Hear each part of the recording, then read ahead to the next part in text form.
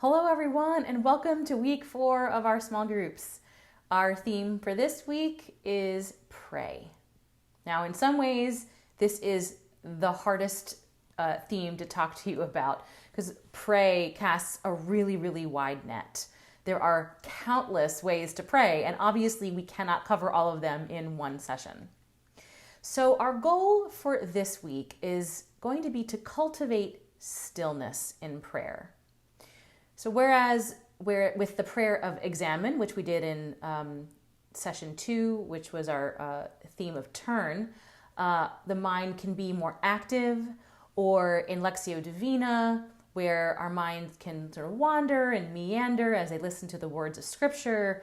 This week, we're going to focus on cultivating stillness in prayer. And the practice that we're going to do together in our small groups and on our own during the week is centering prayer. Now, in many ways, centering prayer is very simple and easy. It is simply sitting in God's presence, being in God's presence. And the purpose of centering prayer is really just simply to rest with God with no words, no agenda, just simply be, rest with God. So another way to think about this is if you're accustomed to thinking of prayer like a dialogue with God, think of centering prayer as more of a hangout with God. We just close our eyes and we allow ourselves to sit in God's presence. And here's the thing, what will naturally happen when we do this is our minds will start to wander. It's not easy to just sit still and hang out with God, right? And so thoughts will naturally start to flow into our minds. We'll be sitting there thinking and that we're focused, and then all of a sudden a conversation we had earlier in the day will pop into our heads, or else something else totally random, comes in. So in centering prayer, we choose a sacred word or phrase as our anchor, as something that we can return to when we notice that we're engaging with our thoughts. So I'm going to suggest in your group time, since we're focusing on cultivating stillness, that you might want to use the word still or stillness or the phrase be still as your sacred word and anchor in your prayer time. That word or phrase acts like a mantra that grounds you when your mind wanders. So just for reference, other words that you can use throughout the week when you're trying centering prayer are things like grace or mercy or let go or compassion. And there's a link in the participant guide that will take you to more detailed information about centering prayer. Now, I want to take a few minutes to give you a little bit of bonus content and talk to you about a few other contemplative practices that won't be part of your small group time. And I'm doing this because I think praying in stillness, I know, praying in stillness is not everybody's jam, as I have been told throughout the years. And so I want to share with you 2 other ways of praying contemplatively that are like praying with your hands. Right? I know we think of praying with our hands as like our hands do this, but I mean things that you do with your hands while you are in prayer. And these are in the same vein as centering prayer. There are other ways of entering into contemplative prayer.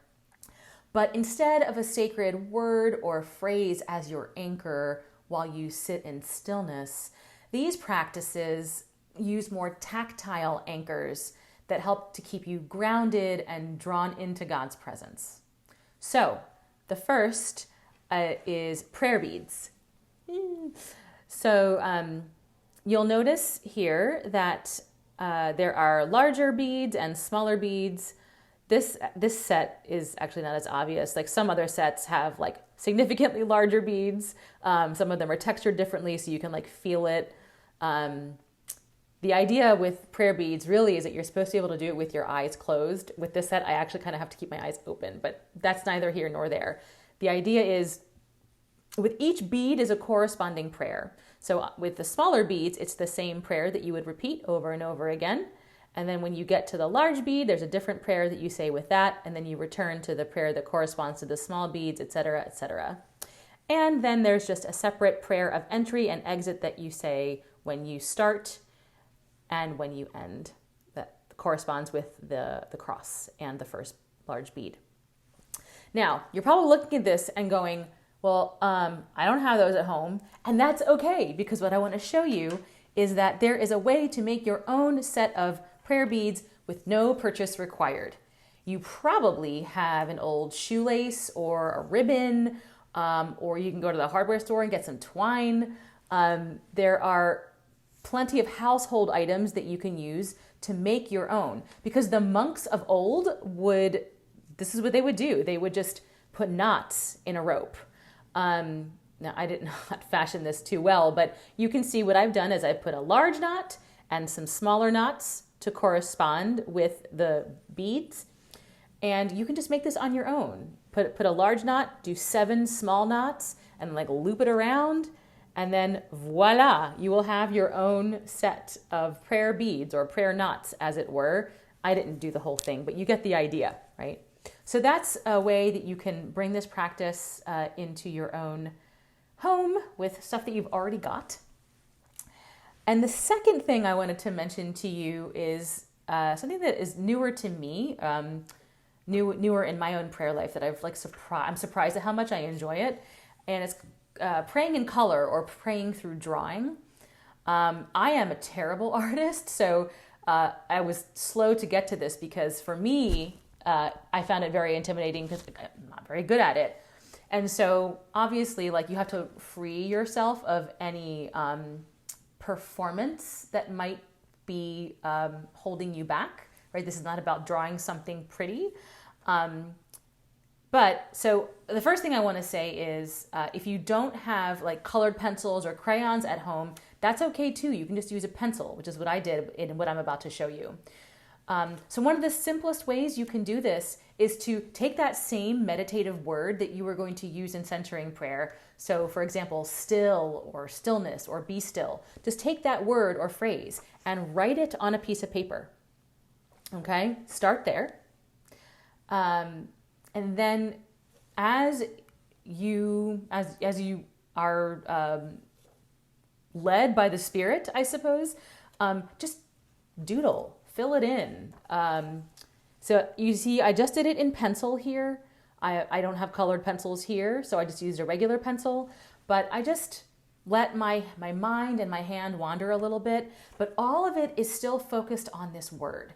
Using sort of art with a word can keep you grounded and focused on that word and drawn into God's presence in a different way. If using your hands and having something to do with your hands aids you in that endeavor. So that's your bonus content: prayer beads, or praying in color, praying through drawing, and links to both of these techniques or practices will be in your participant guide as well. It'll be some bonus content at the bottom under additional resources.